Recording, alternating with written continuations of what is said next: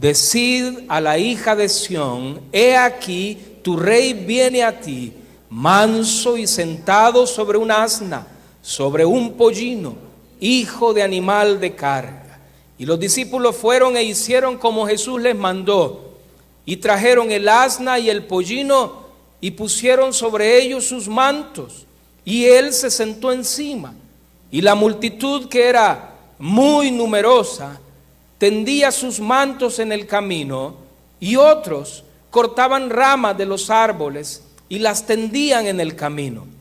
Y la gente que iba adelante y la que iba detrás aclamaba diciendo: Hosana al Hijo de David, bendito el que viene en el nombre del Señor, Hosana en las alturas.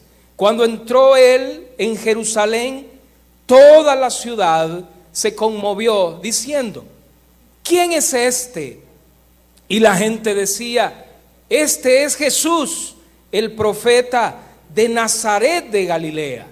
Y entró Jesús en el templo de Dios y echó fuera a todos los que vendían y compraban en el templo, y volcó las mesas de los cambistas y las sillas de los que vendían palomas, y les dijo: escrito está, mi casa, casa de oración será llamada, mas vosotros la habéis hecho cueva de ladrones. Y vinieron a él en el templo ciegos, cojos, y los sanó.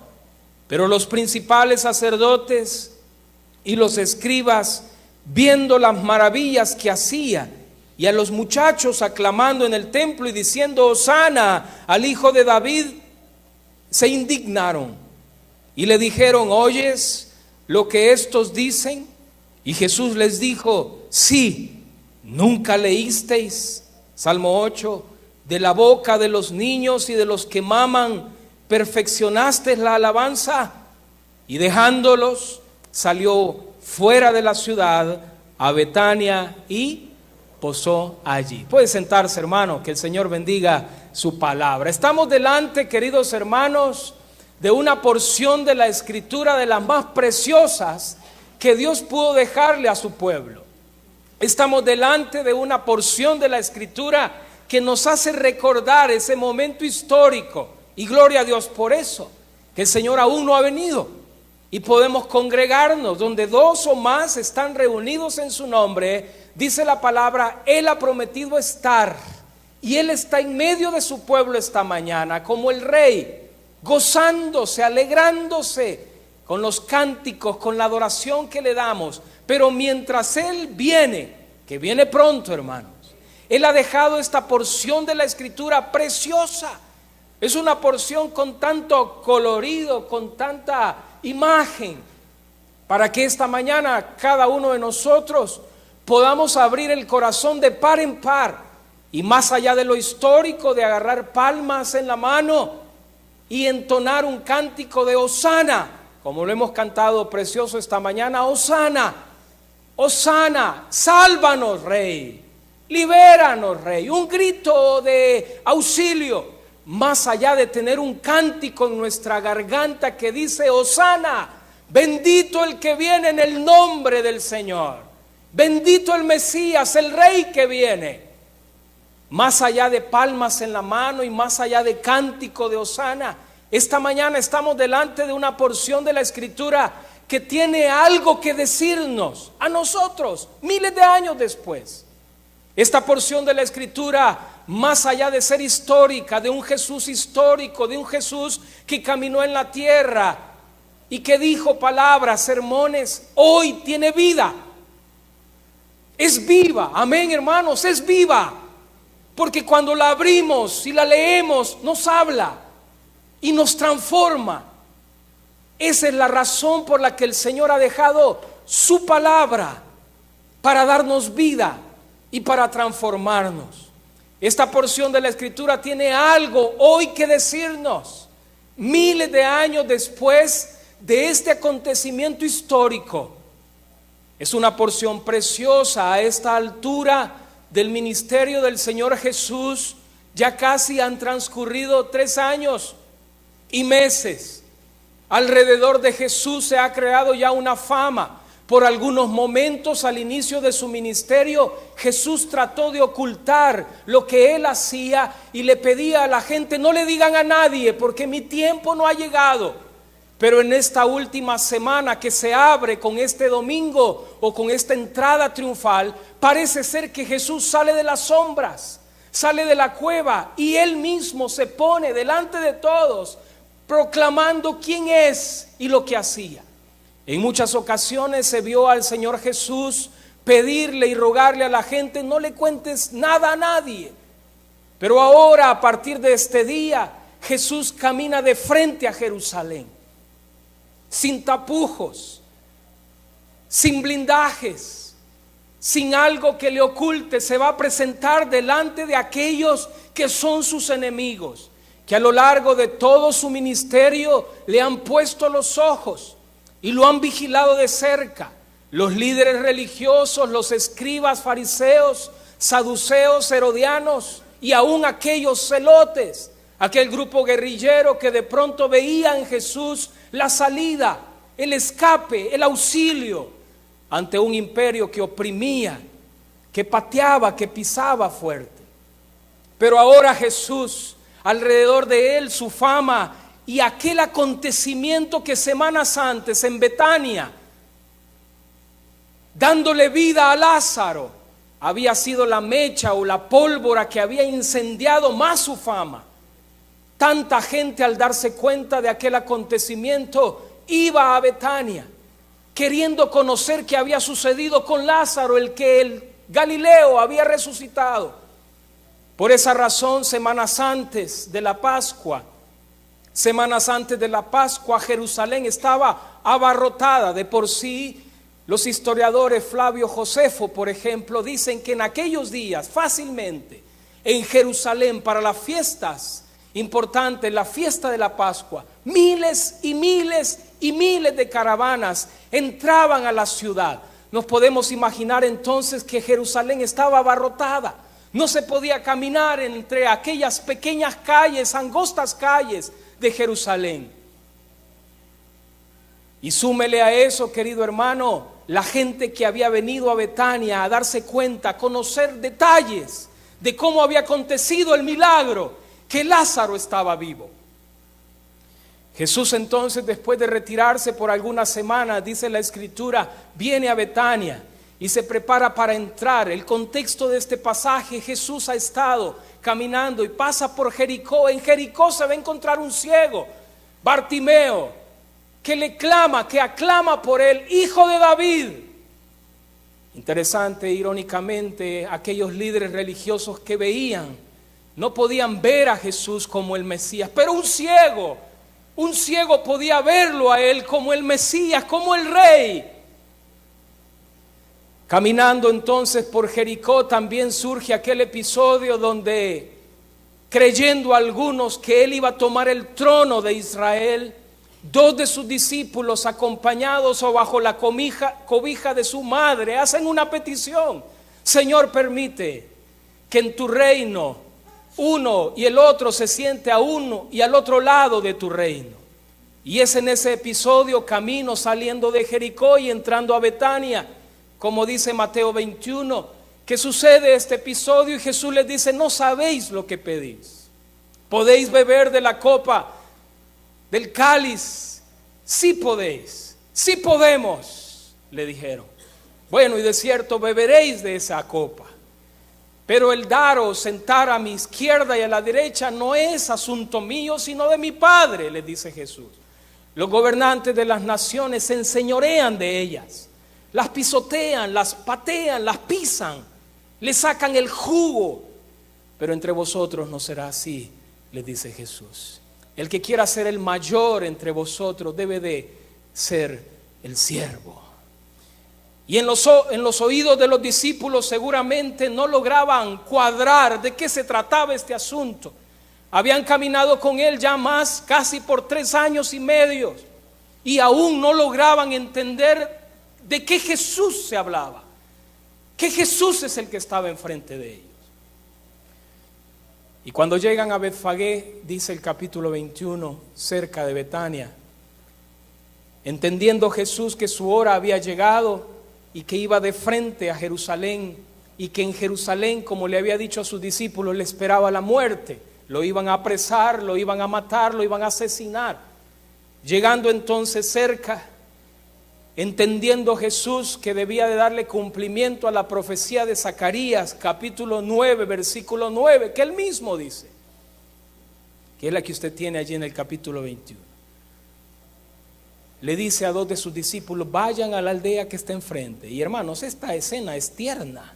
Es como para que esta mañana le repartamos crayolas y un papelito para que usted dibuje esta imagen. Vayan y van a encontrar allí a un pollino y pídanlo, tráiganlo. Y si alguien les pregunta, y bueno, ¿y ustedes qué? Se puede imaginar, hermano, usted agarrando algo que no es suyo y de pronto lo cachan con las manos, bueno, aquí es con el asno en la masa o el pollino en las manos. Y le dice, y si les preguntan para qué lo quieren, dígale: el maestro lo necesita y después lo va a devolver. Y algunos quizás en este episodio, en este escondrijo de la escritura tan rico, que de aquí pudiéramos detenernos y sacar lecciones. Jesús entonces envía a dos de sus discípulos. Estos van quizás sin entender lo que Jesús les pedía.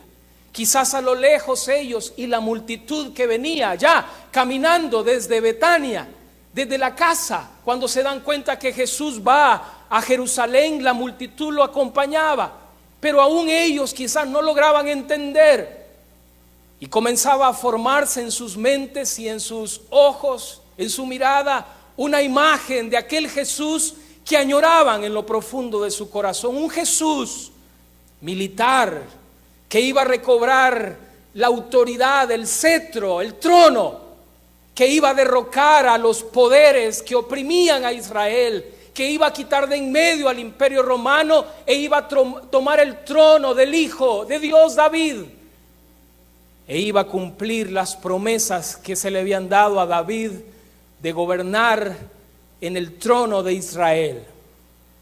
Pero aquellos dos discípulos, hermanos, no los pierda de mente, de imagen, van y traen el pollino. Y dice Mateo con lujo de detalles que ellos mismos se quitaron su manto y pusieron los mantos, quizás recordando lo que había pasado allá en el Antiguo Testamento con un rey al cual el profeta de Dios había mandado a ungir. Y cuando lo ungen como rey, sucede lo mismo. Se quitan los mantos, los ponen en el camino y ponen los propios discípulos, dice Mateo 21, sus mantos sobre aquel animal manso y tierno. Pero no solo los discípulos, la gente que le acompañaba, que Mateo, a ver, ¿qué versículo es? Capítulo 21. Versículo 8, lo puede subrayar, hermano. Y la multitud, que era muy numerosa. Hermano, no estamos hablando de 2 o 3 pelones. Aquí no estamos hablando del culto del miércoles, 60, 50. Aquí estamos hablando de una multitud muy numerosa que venía, que estaba presenciando y que su corazón seguramente efervescentemente ardía de esa esperanza nacional en sus corazones, dentro de ellos. Pero no solo los discípulos se quitan sus mantos, sino que la multitud comienza a cortar ramas, palmeras, hojas de los árboles, y se quitan sus mantos y las ponen en el camino como haciendo una alfombra real. ¿Qué está sucediendo acá? ¿Cuál es la entrada triunfal? Y Jesús, que no impide que la multitud haga eso, como lo ha hecho en otras ocasiones, no lo impide, porque tiene presente lo que el profeta había profetizado antes, diciendo: he aquí viene tu rey, alégrate. Versículo, eso está en el versículo, ¿qué versículo? 5. Decida la hija de Sión: he aquí tu rey viene a ti, manso y sentado sobre un asna, sobre un pollino, hijo de animal de carga. Jesús no lo impide. Al contrario, él logra conectar y entender que es el cumplimiento de la profecía de Zacarías. Alégrate, hija de Sión. Y no impide entonces que los niños que acompañaban la multitud y la gente tomara palmas y gritara: Hosana. y que pronunciara un grito que podría ser revolucionario a los oídos de aquellos líderes religiosos que querían impedir que la fama de Jesús fuera creciendo más. Si de hecho no habían podido detener el último acontecimiento donde Jesús le da vida a Lázaro, y que había sido el punto final para que ellos tomaran la decisión de asesinarlo.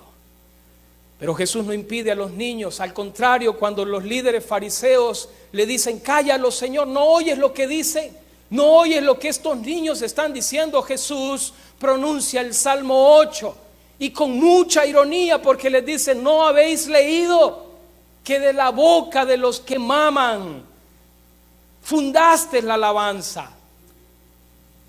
Pero no pronuncia lo que continúa en ese salmo. Pero sus enemigos no dicen nada. Y seguramente ellos entendieron, los líderes religiosos y los fariseos entendieron lo que Jesús ahora nuevamente les estaba diciendo. No los calla Jesús, no los detiene, los deja que griten, deja que la multitud grite un grito de liberación: sálvanos, Rey, sálvanos, Rey. Pero seguramente delante de la muchedumbre que llenaba las calles de Jerusalén en aquel día, pues quizás para algunos esta escena pareció algo pintoresco, ¿no? Algo como un grupo que va, un pollino cargando a este que ha generado una fama alrededor y probablemente entonces no generó mucho. Pero cuando entra a la ciudad, dice Mateo que la ciudad se conmovió y preguntaron: ¿quién es este? Y es aquí, hermanos, donde está el primer principio para nosotros. Los discípulos y la multitud tenían una imagen distorsionada aún en ese momento de lo que Jesús era. Porque muy probablemente dentro del grupo de los discípulos había por lo menos un celote. Y hermano, hablar de un celote, estamos hablando de aquellos hombres, yo no sé si usted ha conocido a un guerrillero. Es decir, alguien que no se tienta el corazón, los que se conocen como sicarios, ¿no? Es decir, que usted le da el mandadito, dale un mandadito, ¿verdad? Y inmediatamente lo cumple. Pero este grupo que había sido catalogado, según los historiadores, como un grupo guerrillero, dentro de los discípulos de Jesús, por lo menos uno de ellos albergaba en su corazón un sueño triunfalista de ver a Jesús derrocando a los poderes de Roma. Pero no solo quizás en el corazón de los discípulos, en el corazón de la multitud también albergaban una imagen de Jesús distorsionada. Y hermanos, aquí es donde necesitamos ponernos los pantalones nosotros esta mañana. Porque qué lección nos deja el Domingo de Ramos hoy, en este tiempo. A mí me parece que una de ellas es identificar a qué Jesús soy, es el que adoro, a qué Jesús es el que he creído, a qué Jesús es el que estoy siguiendo a través de la historia. La imagen de Jesús ha sido distorsionada por muchos. Muchos ven a Jesús como un guerrillero, a la par del Che Guevara. Y entendiendo esa imagen de Jesús que les inspira y les llena los sueños de esperanza, toman las armas. Y a través de la historia algunos han llegado a ver a Jesús de esa manera, a inspirarse con ese Jesús. Y obviamente escogen pasajes de la palabra donde logran ellos subrayar esa imagen de ese Jesús que toma las armas. Esta imagen de darle vuelta a las mesas, de darle vuelta a las sillas, de decirles que han hecho una cueva de ladrones, les inspira a aquellos que tienen en su corazón la imagen de un Jesús militar. Pero muchas veces algunos otros a través de la historia han visto a Jesús y dicen creer en Jesús y dicen adorar a Jesús, pero la imagen de ese Jesús al cual adoran es más la imagen de un Jesús filósofo. Yo no sé si usted ha conocido gente que usa la escritura como para apoyar sus argumentos filosóficos. Y de pronto están metidos, sí, usted puede verlos dentro de una iglesia y asistir a una clase de hombres, pero a la salida y a la vuelta se van a meter a la logia y se van a meter también a otros grupos que de pronto ¿cómo se le llama a estos grupos, no? Bueno, dejémoslo allí. Grupos que de pronto comienzan a filosofar y a pensar altísimo, hermanos, con ideas altísimas, filosóficas. Pero tienen una imagen de un Jesús filósofo y se inspiran, hermanos. Llenan sus corazones y se inspiran pensando que Jesús es ese filósofo. Movimientos que rayan lo vergonzoso hoy ven a un Jesús gay, a un Jesús amanerado, a un Jesús que les sirve como de inspiración para poder marchar delante de sus derechos. Y la gente se preguntó, ¿y quién es este? Y algunos seguramente de Galilea con un poco de orgullo dijeron, este es el profeta de Galilea. La pregunta para nosotros o el desafío para nosotros es definir ¿quién es Jesús para mí? Domingo de Ramos me deja un primer desafío, hermano. Y no importa que tenga 10 o 20 o 30 años de estar en esta iglesia, ¿quién es Jesús para ti? Y la gente se preguntó, ¿quién es este? Porque muchos entendían que ese Jesús era una imagen distorsionada del Jesús de la Biblia. Zacarías 9, versículo 9 dice, he aquí viene tu rey. Y Jesús venía a establecer su reino. Jesús lo dijo y usted puede darle gloria a Dios esta mañana, hermano. Porque Jesús le dijo, el reino ha venido a vosotros. El rey se ha hecho presente. Y el rey entra montado en un pollino, en un animal manso. Y el rey entró y no se dirigió al templo. No se dirigió al palacio, perdón. Se dirige al templo.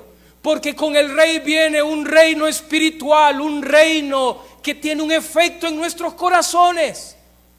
Un reino que ha comenzado a germinar dentro de nosotros, transformando nuestra vida, una transformación espiritual. Se dirige entonces al templo a ocupar su lugar como rey, porque su reino era un reino, es un reino espiritual, que vendrá un tiempo, han dicho algunos, y dice la Escritura, donde Él completará su reino, establecerá finalmente su reino y las promesas a Israel serán cumplidas. Pero mientras eso sucede, usted y yo adoramos al Rey. Usted y yo le damos culto al Rey. Y su reino es un reino espiritual que transforma el corazón, que nos viste con una nueva ética, que nos viste con una nueva justicia, que nos viste con una nueva manera de vivir y valores contrarios al reino de las tinieblas. Ese reino es un reino espiritual. La gente no entendió que el rey venía, que el rey entraba y que el rey se dirigía al templo, porque su reino había venido. Y mientras él regresa de nuevo a establecer finalmente su reino y a cumplir las promesas para Israel, aquí está la iglesia. La iglesia no es el reino, como algunos han llegado casi al borde de tomar las armas y creer entonces que como la iglesia es el reino, la iglesia debe establecer el reino, como sea lugar, como dé lugar. La iglesia no es el reino, pero la iglesia es la comunidad de ciudadanos del reino. Somos agentes de ese reino. Y el reino espiritual que habita en nuestro corazón, Él nos ha dejado el evangelio del reino, las buenas nuevas del reino, para que otros puedan conocer al Rey y venir delante del Rey y darle gloria. Y la iglesia ha sido encomendada en la proclama del reino, para proclamar el evangelio del reino, para que su reino también, así como ha sido establecido en tu hogar, pueda ser establecido en los hogares de los vecinos que se dan riata, hermanos. Yo no sé si usted ha tenido vecinos que se escuchan los cacerolazos y se escuchan los golpes y se escucha de todo y se escuchan gritos y se escuchan aruñones y se escucha de todo. Lo asombroso sería que esos vecinos fueran cristianos, pero muy probablemente esos vecinos no son cristianos. Y la iglesia entonces, como agentes del reino, como ciudadanos del reino, viviendo el reino de Dios en nuestros corazones, tiene la tarea, la encomienda, escúcheme hermano, de proclamar las buenas nuevas del reino de Dios. El rey ya viene.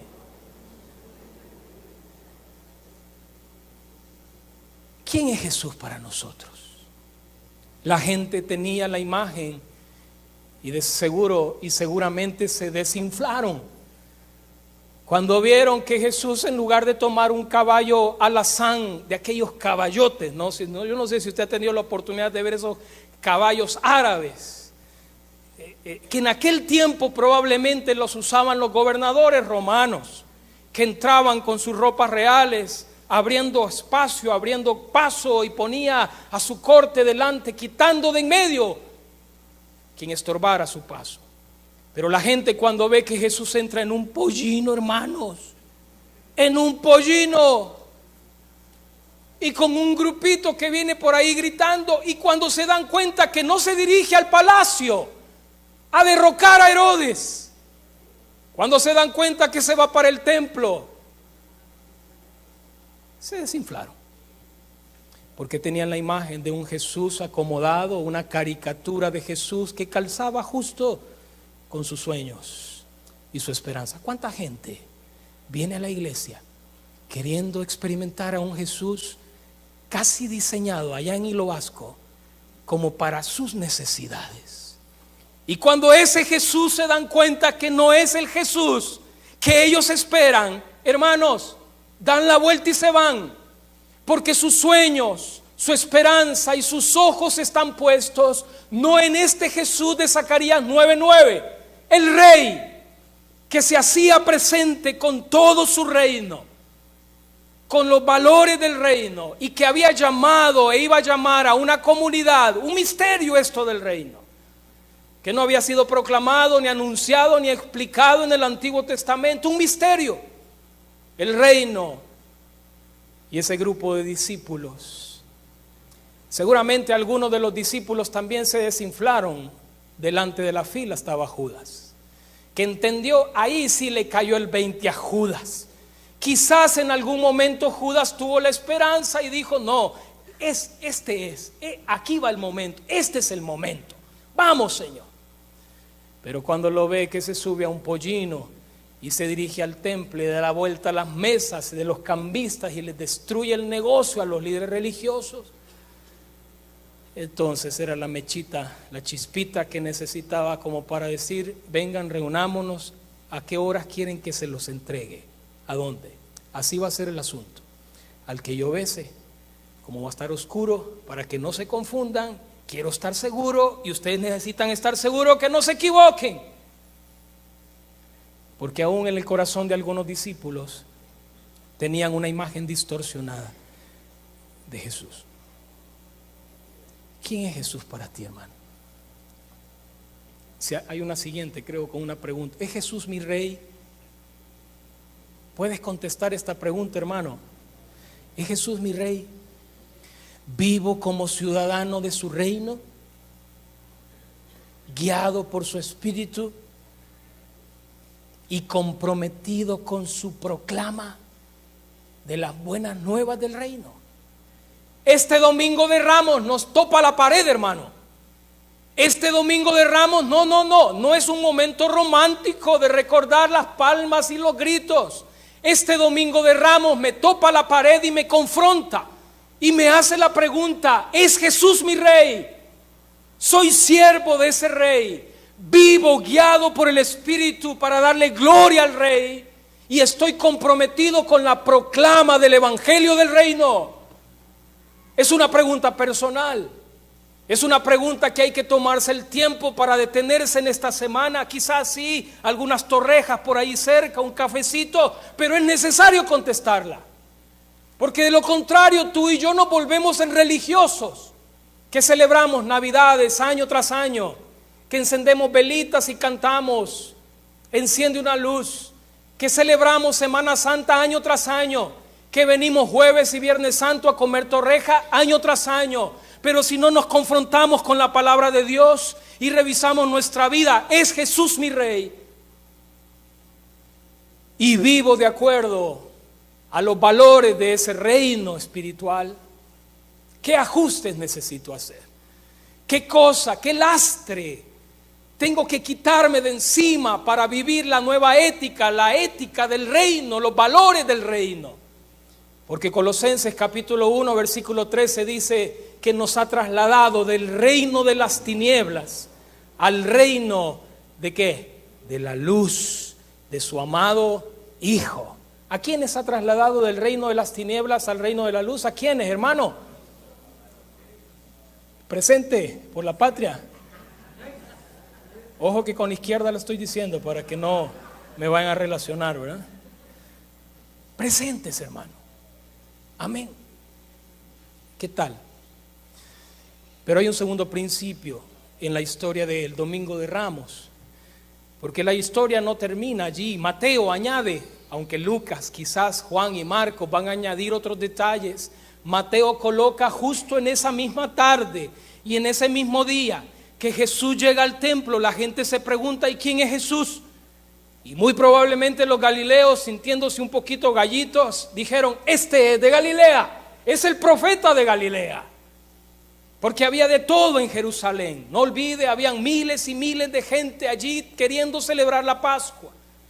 Pero Jesús se dirige al templo y es aquí donde necesito detenerme los últimos minutos de este sermón.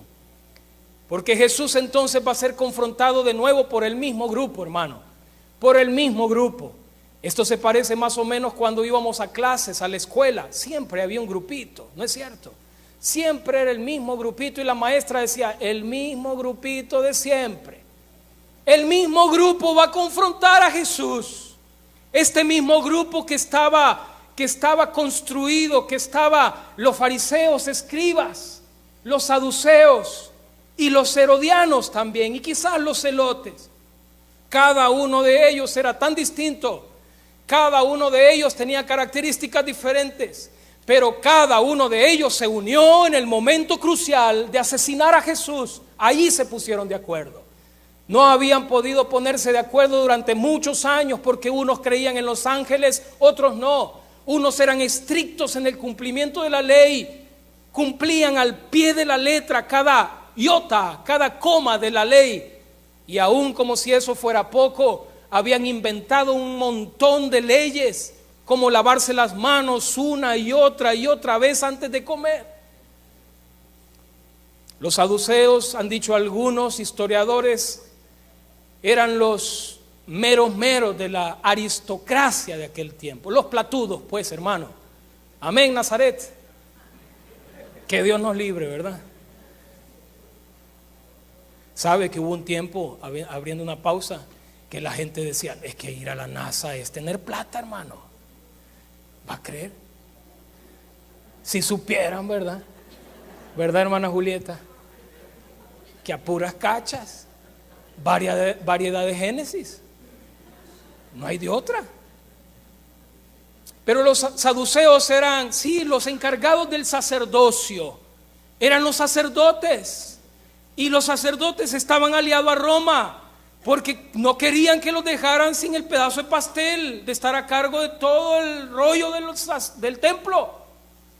Pero los fariseos, que eran muy populares, estrictos cumplidores de la ley, los fariseos eran esa imagen que todo el pueblo quería alcanzar. Era la reserva espiritual en aquel tiempo. Era el anhelo espiritual de muchos. Los fariseos eran catalogados como hombres cumplidores de la ley, santos, puros, pulcros, sin tacha.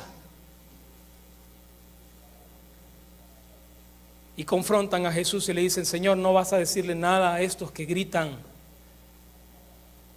Cuando ven que Jesús le da vuelta a las mesas, y hermanos, era un negociazo. Escúcheme, como lo sigue siendo hoy, el famoso cambio de moneda. Porque la gente venía de lejos y para ofrecer sus ofrendas en el templo no era permitida ninguna moneda que no fuera la moneda de los judíos. Y la gente que probablemente traía monedas de aquellas regiones donde estaba viviendo y que tenía que traer cargada aquel ovejita o las palomitas encerradas en todo el trayecto. No había taxi, hermano, caminaban. Pues entonces, para ahorrarse ese sacrificio, pues los encargados del templo se les había ocurrido una brillante idea: pongamos una mesa aquí donde cambiemos la moneda y vendamos. ¿Para qué la gente va a traer cargando desde allá de Chirilagua, verdad? No sé dónde queda Chirilagua, pero imagino suena como lejos. ¿Por qué la gente va a traer cargando la ovejita se le va a morir? Vendámosela aquí al módico.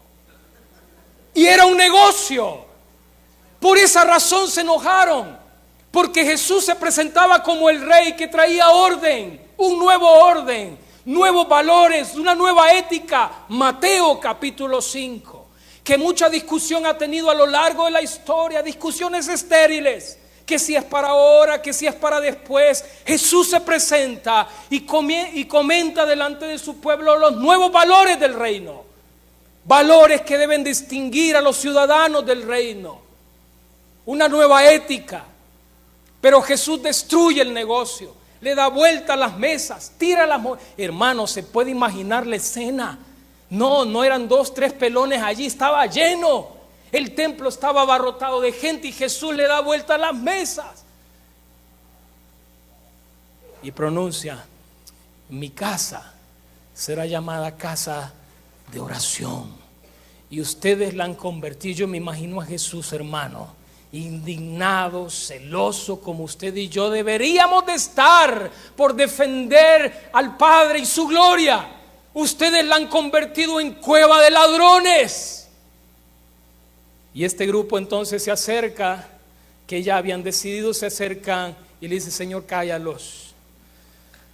Qué bárbaro. ¿Por qué? Porque yo creo, hermanos, que al aparecer estos en este pasaje nos dejan otro principio.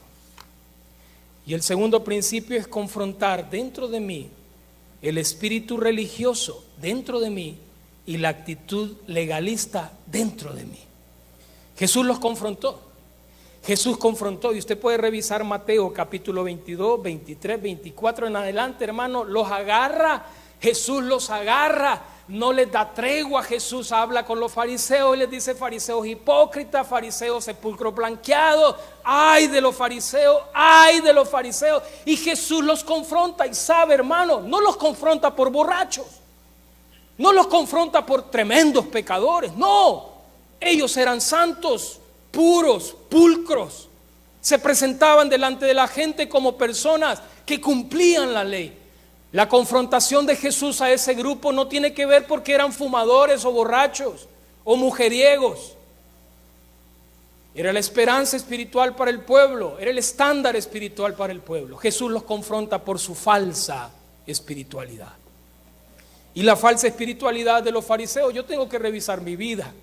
Y la palabra me invita en este domingo de Ramos: si no me parezco a los fariseos. Es la palabra que me revisa, como el médico, como dicen, ausculta, revisa mi corazón. Y la palabra me confronta esta mañana, porque en un domingo de Ramos yo no puedo cantar Hosana siendo primo hermano de los fariseos. La espiritualidad de los fariseos, queridos hermanos, es la espiritualidad de la apariencia. Se creían puros, se creían santos, pulcros. Cuando oraban, ¿se recuerdan aquel episodio del publicano y el fariseo? Cuando oraban, imagínense, hermano, oraban: oh Padre Santo, sempiterno, Dios y Señor de las Pléyades. Y Jesús se presenta, ese Galileo se presenta confrontando la falsa espiritualidad, porque eran falsos. Lo hacían para ser admirados en las esquinas, lo hacían para ser vistos por los demás. Su oración era hueca, su oración era falsa. Y cuando ven a Jesús, un Galileo, orando al Padre: papito, destruía dentro de ellos el concepto: ¿cómo es este y cómo es este tan irrespetuoso? Hablándole a Dios: papito, qué confianzudo. Porque la espiritualidad de ellos era falsa. Cuando oraban se notaba la falsa espiritualidad. Su falsa apariencia no les permitía acercarse no más de 50 metros si había por ahí un leproso. Guardaban la distancia porque no querían, no les escucho, contaminarse. Guardaban la distancia. Creían que si se acercaban 1 milímetro más y eran tan exactos que medían 50 metros para no contaminarse. La apariencia de los fariseos era falsa. Les hacía orar de la manera que oraban, les hacía distanciarse de la gente para no ensuciarse, para no contaminarse, y su falsa espiritualidad no les permitía hablar con una mujer en público. ¿Cómo es eso que una mujer le iba a dirigir la palabra a un fariseo? Por eso les chocó y les hizo cortocircuito en la mente. Cuando una mujer entra en la casa, en aquella casa, quiebra un bote de perfume y hace lo que una mujer haría con su esposo en la intimidad: derramar el perfume y usar sus cabellos para ungir sus pies, para ungir su cuerpo. Les choca, porque ellos en su santidad y en su ética no era permitido que una mujer se dirigiera a ellos. Era una falsa espiritualidad, hermanos, que le hacía lavarse las manos. Por eso le confrontan a Jesús y le dicen: Señor, tus discípulos no se lavan las manos, son chucos. Si hubieran sido salvadoreños le dirán: son chucos. ¿Qué es eso? Que tus discípulos no guardan la ley. ¿Y cuál ley? La que ellos se habían inventado, porque habían añadido otros apéndices de la ley de la Torá.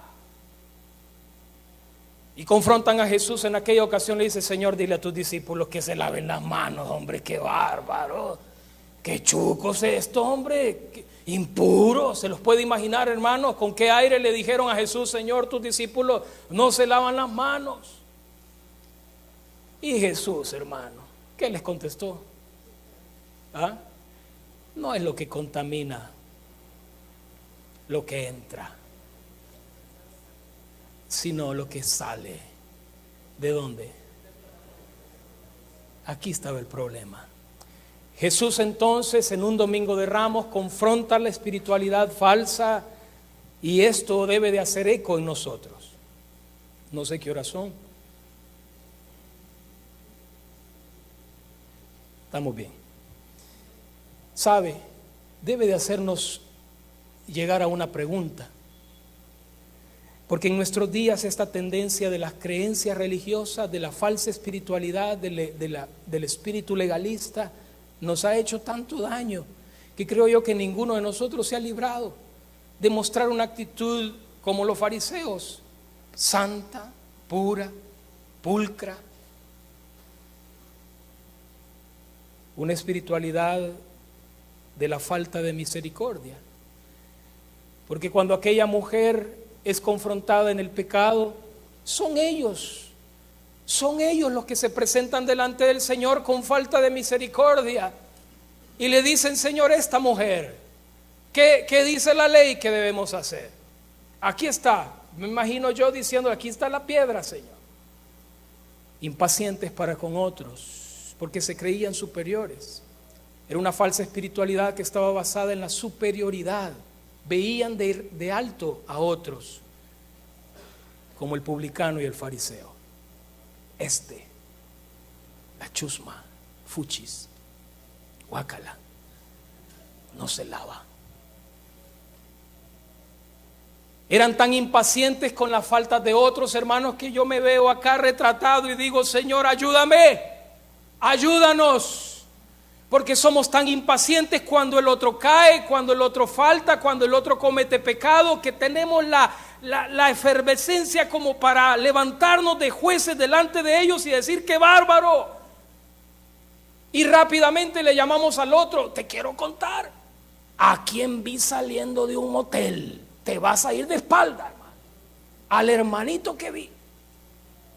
Impacientes para con otros. Si fuéramos así, de rapiditos para contar también nuestros pecados. ¿Qué tal si un día le habla al hermano: te quiero contar lo que hice hoy, a quién vi de pie a cabeza, y el sueño que tuve con la hermanita? ¿Y por qué no hacemos lo mismo para contar nuestros pecados, así como contamos los pecados de otros? Te quiero contar, hermano, con quién me acosté hoy. ¿Por qué no lo hacemos? La espiritualidad de los fariseos era una espiritualidad que Jesús confrontó, una falsa espiritualidad. La espiritualidad de la falta de misericordia, la impaciencia para con otros, porque se creían puros, santos, pulcros, intachables. Y esa espiritualidad no sirve para entrar al reino. Esa espiritualidad no sirve, hermanos. Ese lastre, esa costra, hay que agarrar un paste. ¿Cuántos han usado paste, hermano? Hay que agarrar un paste espiritual y decirle: Señor, ayúdame. No les importaba el dolor y el sufrimiento de otros con tal de cumplir lo que la ley decía. Una espiritualidad de la superioridad, una espiritualidad muy relacionada con el dinero. Con el dinero. Porque en el fondo lo que ellos aparentaban de estar cerca de Dios, oh Padre, sempiterno Dios, Señor de las Pleiades, era falsa. El Dios de ellos era la plata, los business, el dinero, las chirilicas. Era falsa. Y hermano, hay muchas iglesias hoy, y quizás nosotros estamos en la lista, donde tenemos un espíritu fariseo y actitudes legalistas dentro de nosotros. Largas discusiones estériles, que si la mujer debe maquillarse o no maquillarse para ir a la iglesia, que si la mujer debe cortarse el cabello o no debe cortárselo. Hay iglesias que rayan el absurdo, donde las diaconisas están en la puerta viendo el ruedo de la falda para ver si baja al estándar, a la medida autorizada para entrar al templo. Largas discusiones estériles, que si la semana es santa, que si el jueves es santo, si el viernes es santo, que por qué le llamamos Semana Santa. Largas discusiones estériles, queridos hermanos, que si hay que levantar las manos cuando cantamos. A mí una vez un hermano me dijo: hermano, ¿y por qué está levantando las manos cuando cantamos? Que no ha leído la palabra que dice, ¿qué dice el pasaje? Ni me olvidó porque ni atención le presté. Pero discusiones, no hay que levantar las manos. Usted, hermana Mabel, ¿recordó el pasaje usted? El limpio de manos, manos santas y limpias, hermano, ¿y por qué está? Y largas discusiones estériles, hermano, colocándonos en posiciones de jueces delante de Dios. ¿Y qué te importa si levanta las manos o no? Está adorando a su rey. Si tú piensas que no hay que levantar las manos, no las levantes pues, pero no critiques. Mira la viga en tu ojo. Largas discusiones estériles, legalistas dentro de la iglesia, que si de pronto aparece alguien con un tatuaje, comienzan los diáconos a verlo de pie a cabeza, hermano. Y de pronto le dicen a otro diácono: hermano, vaya y evangelícelo. Y de pronto el hermanito le dice: no, es que soy cristiano. Y no quedan muy satisfechos y lo comienzan a perseguir, y de pronto no le dan agua hasta que lo sacan de la iglesia, porque la iglesia no es un lugar para pecadores. Actitudes legalistas, espíritu fariseo que Jesús confrontó en un domingo de Ramos. Ya viene una hermana entrando con el pelo rojo, y las hermanitas de la clase de BD se le quedan viendo de pie a cabeza y dicen: ¿y esta de dónde salió? Porque no es el amor y la misericordia, es la condena. Y Jesús confrontó en un domingo de Ramos la falsa espiritualidad de los líderes. Yo no puedo salir de un domingo de Ramos cómodo. La palabra me confronta y me pide que revise mi vida, milímetro a milímetro.